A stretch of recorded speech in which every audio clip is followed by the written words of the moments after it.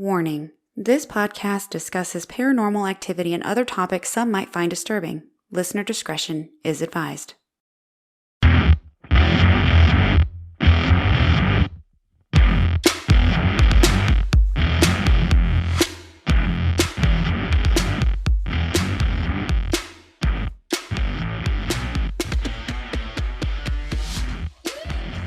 Well, hello, everybody. This is your host, Ashley, and welcome to Ghost Gossip. It's been a long time, and I have missed you so much. Today, I have a very special guest. His name is David Keck, and he is a podcaster from the Surviving podcast. David and I are both a part of another true crime group, and he had commented on a post, and instantly we started talking and connecting, and here he is today to tell us his story. Welcome, David. Thank you for being here. Ashley, thank you so much for having me. I've become such a fan. Like, I've listened to you all day. I'm obsessed with what you're doing, and I'm so excited to be here. I'm excited you're here too, because I told you before my podcast has been slightly neglected, and you have helped me get excited again about it. And I'm just so honored to have you. Yeah, absolutely. And like I was telling you before, this is the first time that I'm actually sharing this story on a public platform. So I will ask for some grace to begin with. Oh, all the grace, pouring it into you. You take your time, whatever you need from me. I am here. So I cannot wait. Just for transparency, I have no idea the story that he's going to share. So we are hearing this together right now.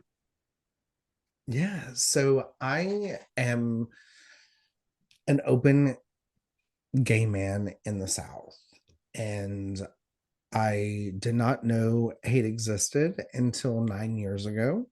And I was a victim of a brutal hate crime, which is what led me into my podcast.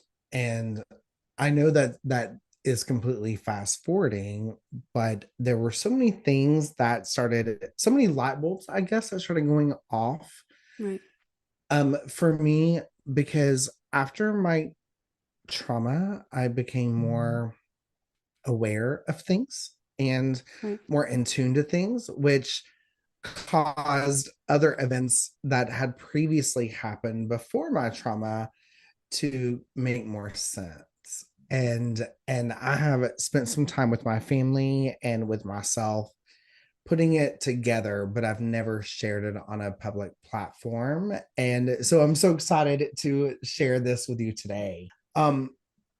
So I guess I'll start with my dad's father was murdered about, I think it was 9 years before I was born, in a boating accident. And all of the, I know it sounds like I'm starting off with something tragic, but I'm like, whoa, what? just right out the gate. Right out the gate. But it will all make sense I messed up my when I tell you the hair. story. So I never got to meet him, but there was a story that my family always shared. My mother and father had me at 14 years old. And so my grandfather at that time had passed, but when they had the baby shower for me, or for my mom and dad, my mom opened up a card and was reading a card from my grandmother that said, if Jimmy was here, which is my papa, if Jimmy was here, he would love you just like we do. And his picture fell off the wall. So fast forward to me being about, uh, well, not about, I was 9 years old. And I don't know if I should give a trigger warning or not. There's some tragedies that are going to happen in this story, and it will all make sense, I guess, hopefully in the end. But I was still living with my father, of course, in the house that he grew up in, which is the same house that my grandfather last knew. And my bedroom was the bedroom that my grandmother and grandfather shared. Next door to me lived my uncle, and he had a daughter that was just a few months younger than me. And so she and I grew up together. Her name is April. I have permission to use her name. She is still to this day one of my best friends, right? And so I was either staying on at her house or she was staying on at mine. Well, this particular night, she was staying on at my house, and we were laying in bed, cutting up. We were supposed to be asleep hours ago, but we're kids being kids, right? Right. And door flies open, and there is a white figure standing in the doorway, motioning for us to come with him. Of course, we're kids, we freak out, um, but we run it off, we go to sleep. So you didn't go. We did not go. We did Okay. not we did not leave the room. So a few hours later, the bedroom door once again, Mm. and we're in trouble because there's water from our bedroom door down the hall to the back door that leads to the pool area. Mind you, my grandfather drowned. I just got covered head to toe in chills. Yeah. And so, of course, April and I try to be vocal about this, but it almost becomes one of those things where it's like you all snuck out of the house, you got into the pool, you shouldn't have, you're making up stuff, to Oh, just not get in trouble, and they separated us. Well, my grandmother takes me and my little brother, and we pick up my great aunt, my great great aunt, and so it's me, my little brother, my grandmother, my great aunt, and my great great aunt. We go and put flowers on all the husbands' graves because all three of their husbands have passed away, and it was kind of a ritual that we did, pretty much every month. So driving home from the putting flowers on the graves, we get hit by a drunk driver. oh no. And yeah, and it kills my grandmother, my great great aunt, and my great aunt. My brother and I barely survive. Our accident was actually the first one in Tennessee to be considered a vehicular homicide by a drunk driver. Like all those laws were passed in my family's name. But what's so crazy about it is it happened feet away from the bridge that my grandfather was murdered Oh in the my boating accident. gosh. Oh. So looking back on it now, it's almost like he came Uh-huh. to the bedroom Uh-huh. that was his bedroom, bringing asking her to come with him. He was calling for her. Yeah. Oh. So this happened on March 28th, which, if anyone knows anything about me, I'm obsessed with Reba McEntire, and that is her birthday. The last thing I remember is the radio station saying happy birthday to Reba.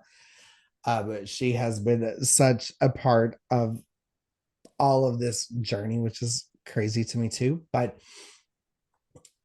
another thing is my grandmother, the one that was killed in this accident, had said that for her birthday, all she wanted was just a single rose. She just wanted a rose. Well, the car accident happened on March 28th. Her birthday is April Fool's Day, which was April 1st. And that happened to be the day that she was buried. Oh, And a week later, after uh, the burial, when my dad went back to the gravesite to, kind of clear the flowers and stuff, there was a single red rose that had grown in between her and my grandfather's um burial plots, I oh, guess. wow. And like he noticed it, and it was not part of like any arrangement. It was like through the ground. That's that's amazing. That's beautiful. Isn't that, I mean, Oh, isn't it though? But yes. I feel like there's always, I feel like my grandpa has always been trying to be with me somehow. Right. Like his passing, his tragic passing, and then him coming from my grandmother and her tragically passing in a horrific accident feet away Hmm. from where his accident happened 20 years later. Like it didn't occur to me then, but as I'm starting to put these pieces together, and as I hear stories that you and your guests have shown, I was like, maybe this is something. Oh, absolutely. I believe it. Oh, I told you in writing or through our messages, I am one of these super big believers. And my husband sometimes has to like bring me back like logic, Ashley, logic. And I'm like, no. So I truly believe that is definitely your grandfather being with you and coming to her and being with her in that moment. It terribly tragic to happen, but it really is beautiful to know that or to believe that she wasn't alone. They weren't alone. They went Right. together and he was there to make sure I that mean, they I were know. comforted.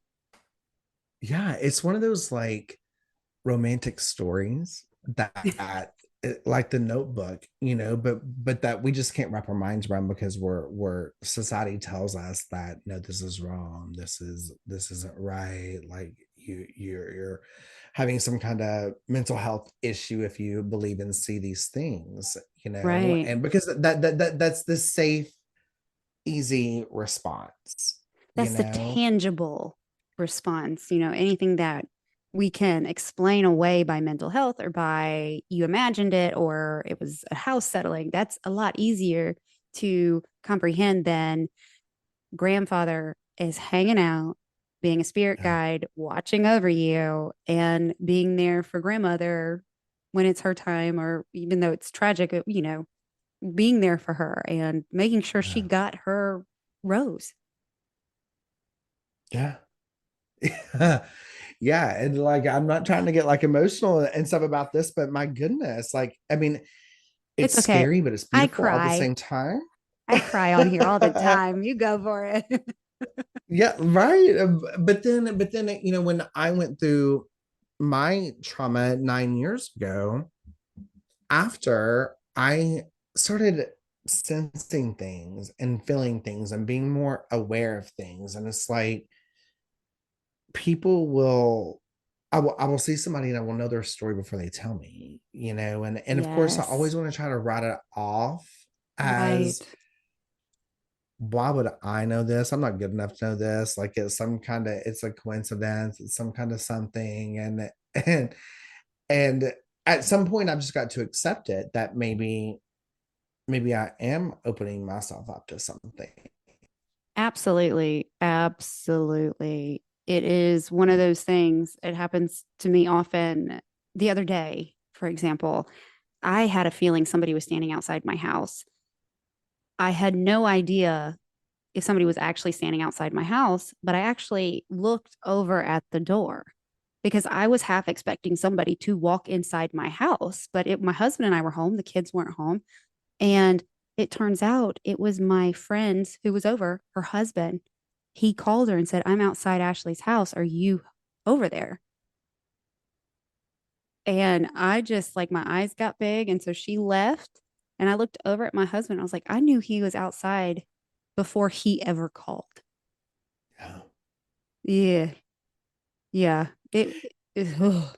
Hmm. and I'm really trying to open myself up to I think off the record I had told you that I have a friend that is famous for being psychic, Yes, yes, yes. and she and I have had conversations because she had even reached out to me one day and was like, David, you're struggling with something, and I need you to understand and open yourself up to believing that what you're struggling with, you really are seeing, you really are feeling, and it's a gift. And it happens to people who have been in traumatic situations. And having that conversation with her was like, maybe I'm not crazy. Maybe this is real, and maybe, Yes. maybe it is a gift. And I need to open myself up to that, to use that, and I feel like we all have the ability. It's just how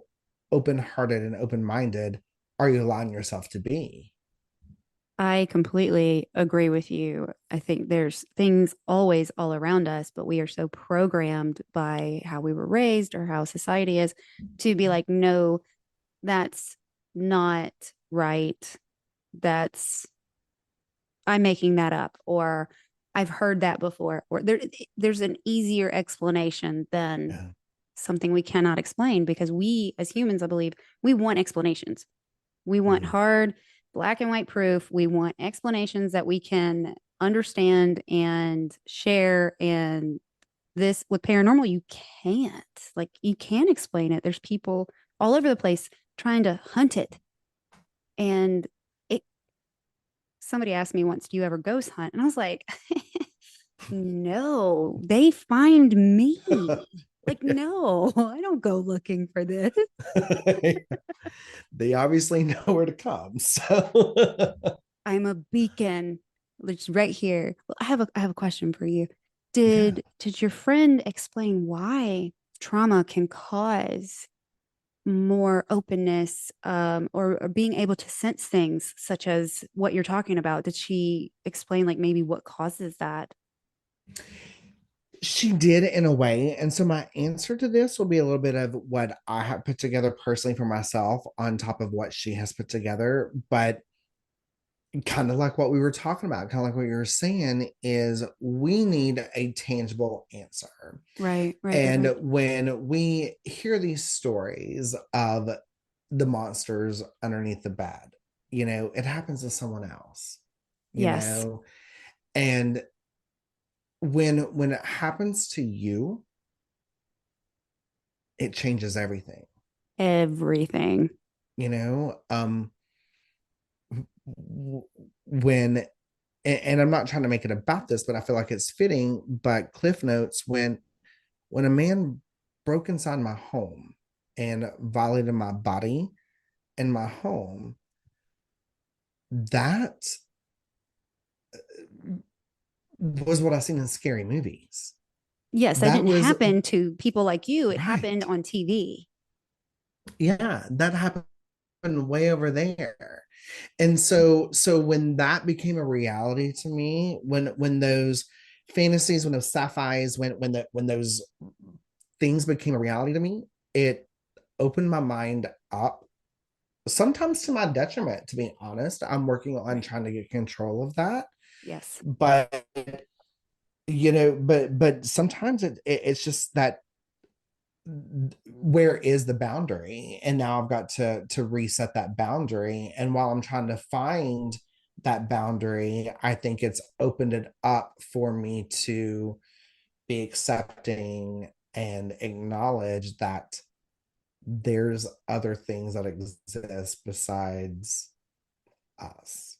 Right. What we can see and feel and hear. And there's so much more beyond that. And it's somewhat terrifying at times. But Sure. other times it's interesting and mystical and like, but what if? And then when things like this happen to you and to me and to so many others, it's like, wait, what? And then when you find somebody who's like you that has like experiences, it's comforting to know that Mhm. you're not alone and you're not going crazy. Like, Yeah. Okay, I might have really seen my grandfather, and I know I didn't go in that pool. That water came from somewhere. It wasn't me. And then Right. it is so comforting. And so, have you had, as an adult, have you had things happen since your traumatic event, like additional things that have happened? So I've not had any like ghost or spirit things Right, that I know of happening, but I've had these realizations of things. I've had these moments of literally I can almost see that connection and right. with someone else, Hmm. and not to sound corny, but you and I have shared a few like in the beginning we shared a few messages, and immediately I was like, this is a safe place, Yeah, absolutely. so there's almost this new sense that I have, Yes. and just being open to that. And so I can't say that I've had more ghost experiences, but the fact that I'm allowing myself to read other people, to feel the vibrations, Yes. to understand a gut feeling Trusting is, it. yeah. That's huge too, because if you think about, I know when I went through my trauma, I didn't trust myself. So Yeah. I trusted in other people more than I trusted myself. And I ended up being hurt multiple times. And now I'm older and I have children and I've learned some lessons. But now, like, if my gut feeling says that that heifer is not okay, that heifer's not okay. And she's not going to Yeah. get near me and my energy. And she can just stay over there and be all negative and low vibrating over there. And Right. like you have a high vibration and instantly, like you were talking, we started talking back and forth and it was just like, I like this person. Yeah. This is a good person. Yeah. Yeah. So I totally understand what you're saying. And that is maybe not paranormal, but spiritual Sure. to an extent. Sure. But you know what, like I still, even though I feel like my grandfather used me to find that peace, and to lay my grandmother to peace and rest, I don't feel like the job was is done. I just feel like I'm seeing it and using it in a different way, and Mhm. and for a better way. I feel like my grandpa's with me, and that's really cool. Like I never got to meet him, Mhm. but when I see my distant family on his side and they're like, you have Jimmy's smile, I'm like, yeah, I do. You know what I mean? Like I Mhm. see it. And like I love that. Like I love that I have that connection, that there, I believe in those stories that are even destructive sometimes. Luckily for me, like I think that my grandpa, who I never met, is my guardian angel, I believe that just and talking to you. 100%. I believe that. I was going to say spirit guide, ancestor. He is with you. I fully believe that. Yeah. Yeah. Well, he told you he was going to be. Yeah.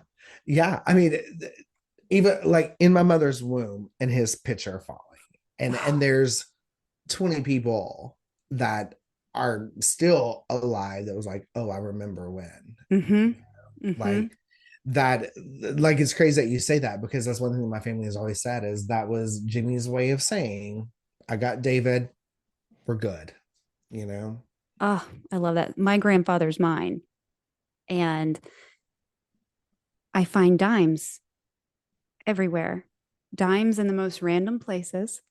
I find them on the road where I live, just walking. I find them on shelves at grocery stores. I find them in my closet in the middle of the floor. And at first I could just, oh, somebody dropped a dime, but I find so many. Like last week, I was having a conversation with my father on the phone at a softball game, looked down, and in the grass And we're talking about my grandfather. And in the grass at my toes was a dime. Wow. Have you ever found through stories or anything like what the dime could represent with him? It means spiritual guidance Oh, and a message from a loved one or an ancestor letting you know you're on the right path. I love that. I do too. I do too. So I was going to tell you, look out for stuff.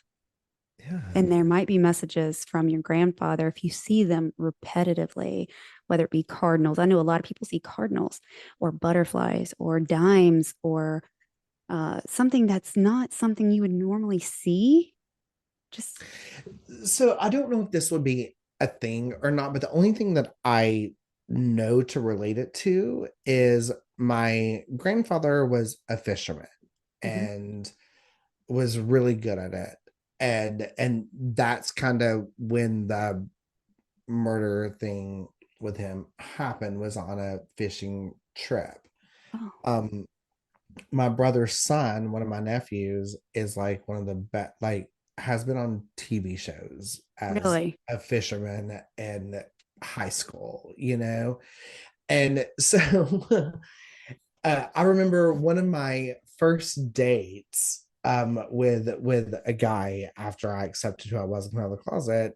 He asked me if I want to go fishing. I was like, does anything about me look like I want to go fishing? You know, but it's like somehow fishing always comes up.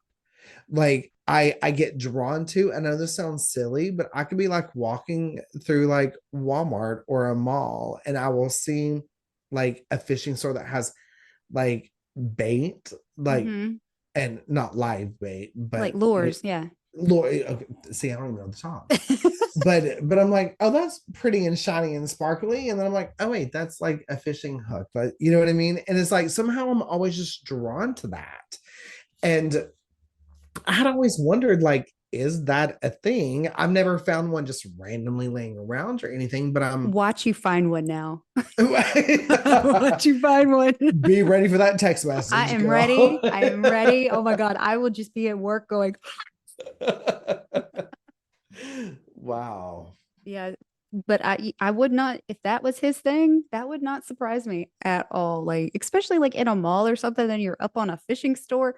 I don't, Uh, I have never, maybe Walmart, like with my husband staring at him, like, why am I in this aisle? Come on, I'm going over to the clothes. There's a clearance rack right over there, yeah. but not the fishing in like a mall. Like, Right. Yeah, it's like it just kind of just pops out of me, you know? I And love it. I mean, I've been fishing a time or two. Like my dad fishes, but not like my grandpa did. You know what I mean? Right, Like it's not a predominant, I may have a memory, but not like a predominant like right, right, right.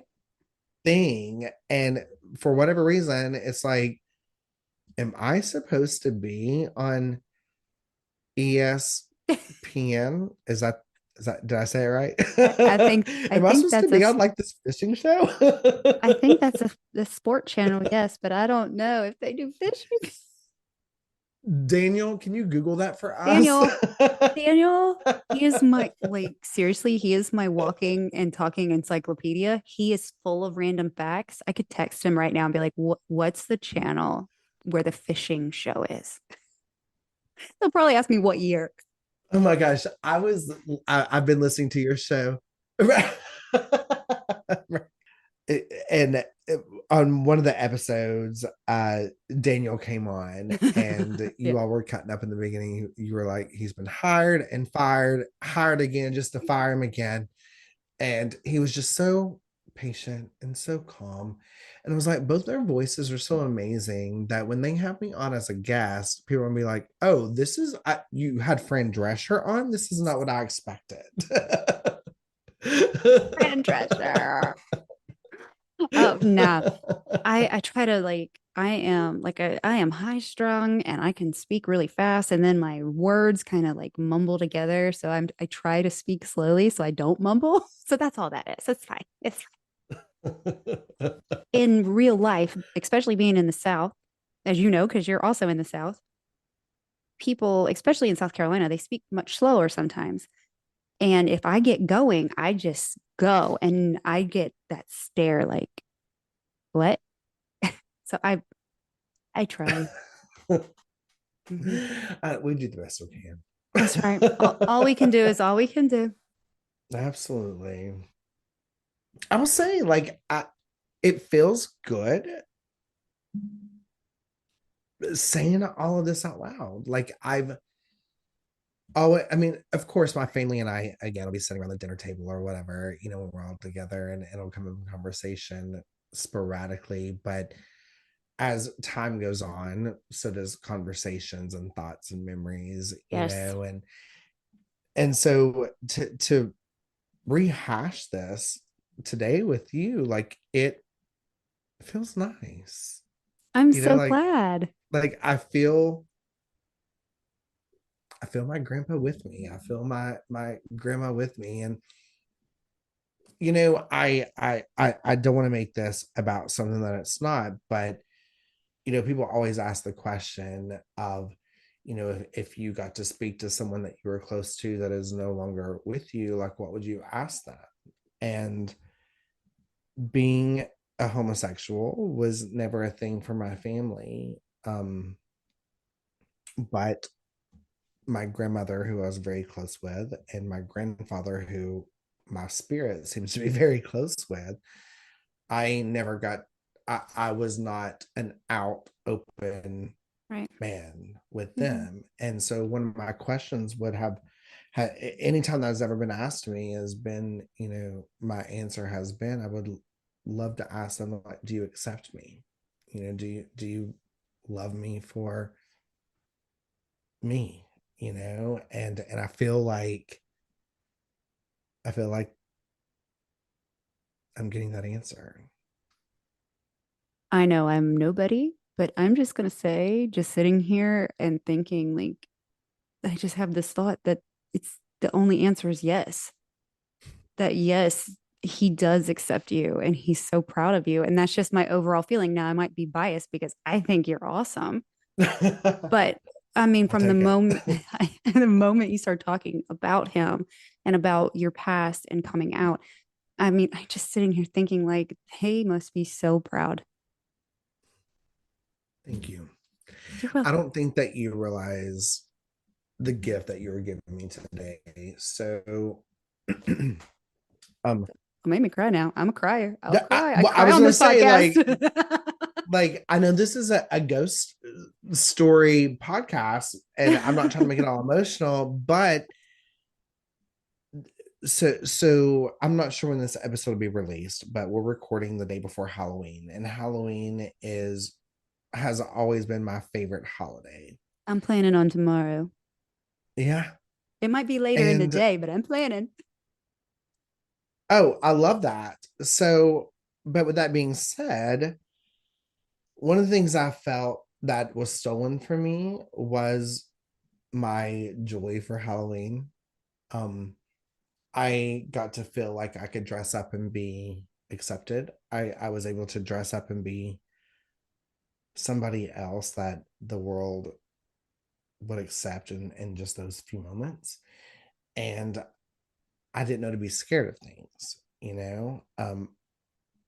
What I don't think that is my attack happened on the 23rd of October, so just a few days ago, like last week. The 27th, I think, is the day I got to come home from the hospital, and the day before Halloween, so 9 years ago today, is when I found out what actually happened to me. When the detectives came to my house, I was talking to my family and was like, no, this was a hate crime, and this happened. And so this week is a rough week for me. And the thought of someone ringing my doorbell now unexpectedly is terrifying to me. And I battle it every year. I live in a great neighborhood with lots of kids. I want to give them all the candy, but every time my doorbell rings, my heart races. And so sometimes I think the universe or my grandpa or my grandma or whatever works in mysterious, lovely ways. But having this conversation with you today is a gift that I don't think that you realize you were giving me, because I needed it today. I mean, tomorrow is Halloween, and every time that doorbell rings, I'm faced with a trigger or a fear, you I would know. just turn your light off But and you know what? I don't want to do that though, because that means I he know. wins again. You know what I That's mean? true. You're Like I so get, right. yeah, like I get what you're saying. Like I could just turn it off and come upstairs and just hide Hmm. away, but that means you win. That's true. I'd get And it. I'm I tired of him winning. damn it, he's But not going to win anymore. yeah, but because of having this conversation today, like I really think that my grandpa and grandma and you and the universe and the spirits, all the things are working together for us to have this conversation now. Because now I'm like, honey, let that doorbell ring. I've got the good candy bars. Like I have You got the big the one. king size. Okay, so I'm gonna load my child up. We're gonna drive to Tennessee. We'll see Love you it. later. I love She's gonna be it. Barbie. She's gonna be fabulous. She is I extra love that. fabulous. She is a Please beauty. send me all the pictures. I I love will that. send you a picture. She is going. She loves. We go to my sister's neighborhood because they have the big candy bars, and she's like, "Mom," I'm like, "That's called the candy tax." Bring that over We're here. going to the rich people neighborhood. You got that right. I don't buy candy bars in this neighborhood in this economy. Right. I'm going to be handing out life tips. So I don't know how much time we have. Yeah. I would love to know your opinion on Ouija boards. And Oh, you may have covered it in some of your episodes. I'm just not there mm-mm. yet. You haven't? Okay. I would love to know, if you wouldn't mind, like your thoughts and opinion on I have thoughts. Okay, I'm fluffing because I'm like, this. okay, so I used a Ouija board once when I was, oh gosh, how old was I? I was in elementary school. It was either fourth or fifth grade. So I was about a little older than my kids now. So about 10. We played the Ouija board during a sleepover. And I swear that thing was moving. We all swore that we weren't doing it. So, like, when I look back, I'm like, oh, one of them were doing it. It wasn't me, but one of them.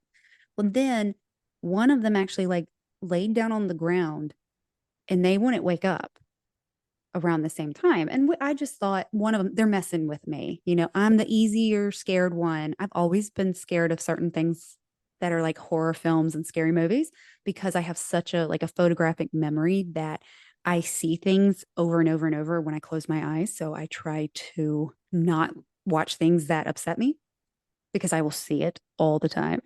And so I was like, they're just messing with me. They know I'm a little chicken shit, you know? And then the board started to like shake. And so we put it in the freezer because that makes all the sense in the world. We're going to freeze those Look, demons. So I thought I had imagined it. One of my girlfriends that was with me actually started working with me.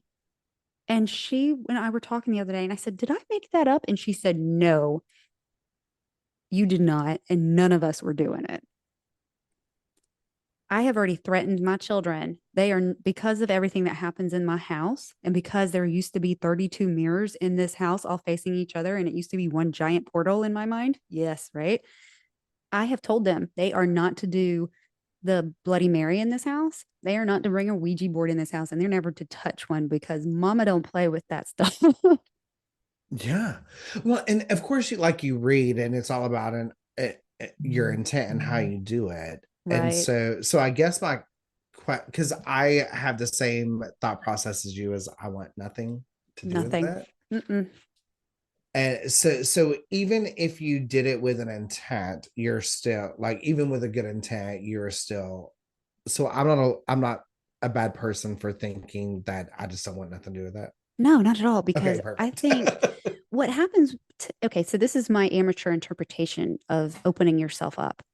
When you intentionally invite something in, that opens the door to invite other things in. But when you protect yourself and you say, ancestors, watch over me, I only invite in love and light, then you are inviting in your ancestors. And really, in my, I guess this is my maybe how I justify things, I don't invite anything else in.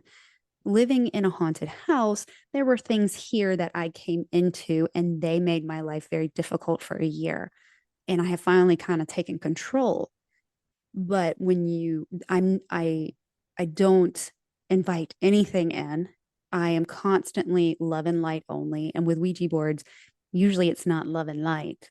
That Yeah. in my experience, just listening to stories, you're not introducing love and light from a Ouija board. It's usually something negative, something bad, something that wants to manipulate or uh, take advantage of the fact that you have usually amateurs, like 10-year-old girls, opening Yeah. that door Yeah.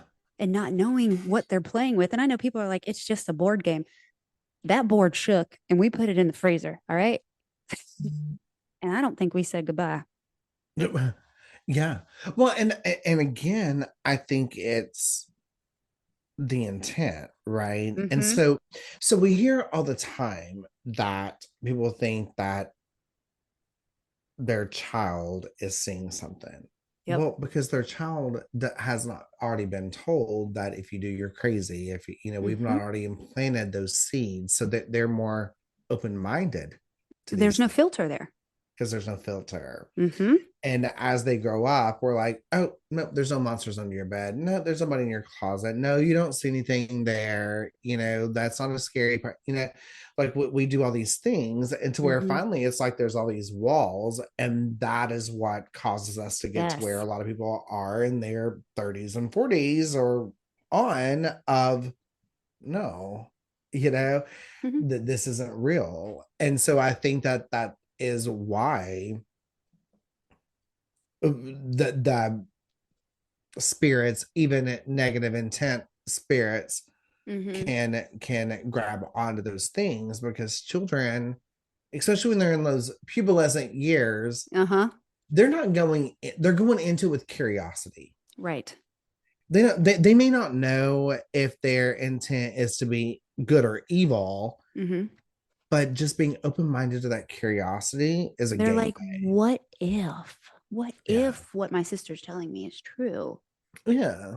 And there's more than Because one of no one's them. going to have the curiosity of it. Let's play Ouija board and hope that like some good thing happens. You know what I mean? It's like No. let's play Ouija board because we hear that it's kind of like the Bloody Mary game or the elevator game. Don't even get me started on Alyssa Lamb. you know. Oh my, we could talk for hours. The ghost podcast is coming into a true crime podcast. All my loves. All my loves. Love All it. of them. Oh my gosh. Yeah. See, unless you have me as your mother, and then it's like, Mom, I saw something. What did you see? Yeah. Where was it? What did it look like? And that's me. Because I'm like, well, hold up. What has come into this house that I don't know about? Because for a time, it was a lot. It was multiple things. And it was too much for me to handle. And Wow. I was to the point, the last interview I did was for another haunted podcast. And while I was being interviewed by them, I could not find words. Like I am starting to slur, I'm starting to lose my train of thought. And in the basement, I've seen a shadow move in my podcast studio. I just got covered in chills again. And I mean, I was incoherent at some parts. I listened back and I'm like, I was being affected by something in that moment because it didn't want me to talk about it. But I Yeah. find it gives me power to talk about it. Yeah. Well, I even had the same thought because when you and I first started trying to record, there was a lot of lag and a lot of breaking up Uh-huh. and you On were my like, end. yeah. And you're like, I'm downstairs, maybe I should go upstairs. So like, no, I feel bad. And you're like, no, let me do it. Things have been fine since you went upstairs, and so a part of me, like I had that thought when I was waiting on your text message, say, hey, try to log in again. I had that thought of, is something purposely trying to interfere? Yes, the last time I recorded, it was my mind it was messing with. There was nothing wrong with my computer or Yeah. my Wi-Fi. It was my mind. And I was embarrassed. I actually reached out to one of the guys afterwards and I was like, I am so sorry. Like I tried. I knew what I wanted to say, but I couldn't find the words. I'm like, no, you did great. But I'm like, no, you don't understand. I am very articulate, especially when it comes to this. And I could not think. Mhm. Well, okay, so that's where I'm at in your podcast right now. I think it's episode 6 that you're talking about um your interview and saying exactly this. It might be 6 or 7. I feel like there was the Bible Yes.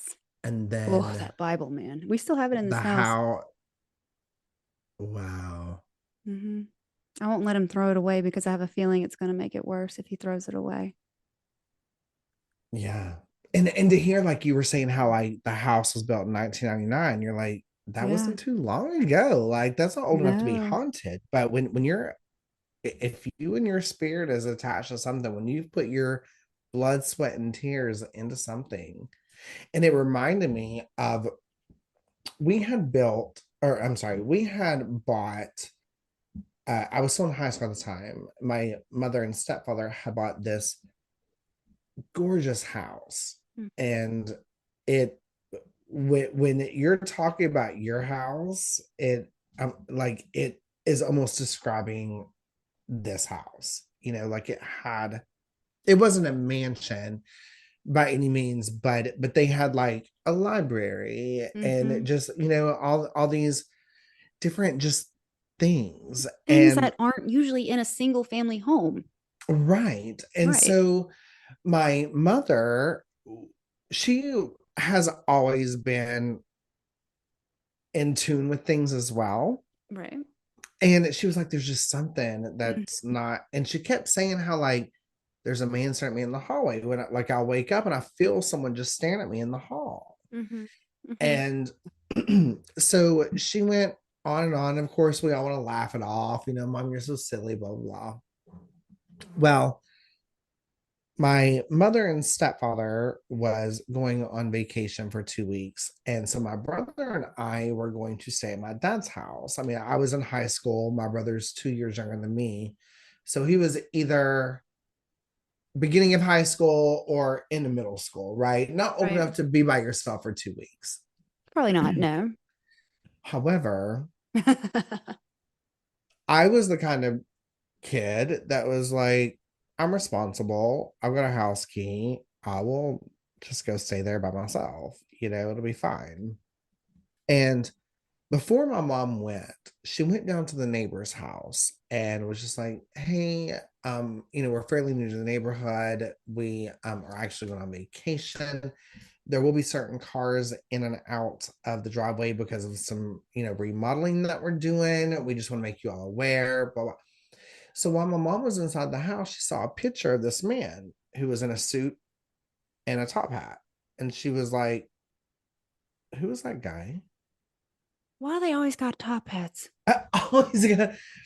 And the lady was like, oh, that is my dad. He's the one that had the house. So she had a child, or she had a sister. So her parents had a child that had some disabilities, Hmm.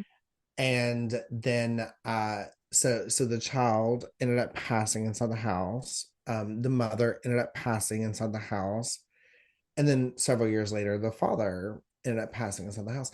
When mom saw this picture, she was like, that's the man that keeps standing at the foot of my bed. And my mom came home and she was like, David, you and Brandon are not allowed inside this house. We're gone. Do not come to this house. Something's just telling me, don't do it. Mm.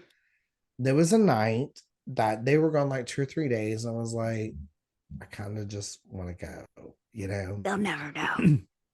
don't ever know. And because that was before like Cameras. ring doorbells and Yep. all the things. Luckily, I did not go because a fire had started I was about to inside the say, was house. there a fire in the house? And it was the detectives were saying that it started like something electrical, so it was within the walls. So had I been asleep or someone been asleep, it would have just smothered us. We would have had no clue. It unfortunately, like, we had fish and cat, No, and no. Yeah, yeah, and yeah. unfortunately they did not or yeah, they did not survive. But I could have been there, and then a Yeah. part of me is like, was that him? Or did my grandfather come to her and That was say, grandpapa. tell him? It's like all these things keep happening that should, like, how am I alive? Thank God, It, thank goodness I am. But how the hell? you have some good spirit guides that have they are working overtime. They're keeping you safe. They are protecting you. And in moments they can't protect you from everything, they are with you to bring you peace and comfort as you go and as you Yeah, heal. They're just there when if you feel like you're not alone, it's because you're not. yeah. Yeah. So the point of the story is, if you feel it, believe it. If you sense it, believe it. If your Yes. gut tells you, believe it. Believe it. At least take a moment and be open-minded enough to question it. Yes. Yes. Don't just write it off as the air came on or I'm just being paranoid or I'm just that's Or not the right. I'm toilet just being flushed a judgment. couple times. I've had that happen in my house. Well, I know that because I had just listened to that episode. That's why I said that. Yes. Yes. I'm like, are the kids down here? Oh yeah. It hasn't done it since that day. I, You said I, that they know not to use this restroom, and the toilet kept flushing. and I'm like, I'm about to ground somebody. You said I have an 11-year-old, an 11-year-old. Yes, you heard that right. Two 11-year-olds. Yes. And they're not twins. Oh my gosh, Ashley, like, I feel like I could talk to you all night. Like, this has been so great. Yes. Yes. I feel the same way. I have my littles standing out the door. Mom, Mom. I Come can tuck hear me them. in. Yes. Can I give you a hug? Because I usually go to bed about 9:30. So they're kind of like they're lingering to make sure they see uh, me before they go to bed. But before we leave for the day, I just want to ask you, where can people find you? How can they reach you? Give me all the socials, give me all the details. Where can they find you? yeah, so I try to make it easy. You can Google David Keck. The name of my show is Surviving Podcast. It used to be Surviving Abuse Podcast, but then I kind of advanced from that. There's a whole episode on it. So either way, you can find me on all the things with Surviving Podcast or David Keck. And I would love for everyone to check me out, send some love, and let me know where you came from. Like, tell me that you heard me on Ashley's show. Like, I would love Yes, that. absolutely. Go and blow him up. I don't have a ton of following yet, but all five of you, you go and you show him Listen, some love. I will take all of them. Yes. Yes, every each one of the five or the six, all the love. That's all the love is always welcome. Doesn't matter how big or small. It's love. I love love. Like it's where it's at. Absolutely. And let's have a conversation soon about you being a guest on my show. I would love that. I would love that. I'd probably cry. Just so you know. Really? It'll happen. It'll It will happen. It'll happen. be Yeah, it'll happen. okay. Thank you so much, David. I really appreciate it. Thank you so much. We'll talk soon. Yes, we'll talk soon.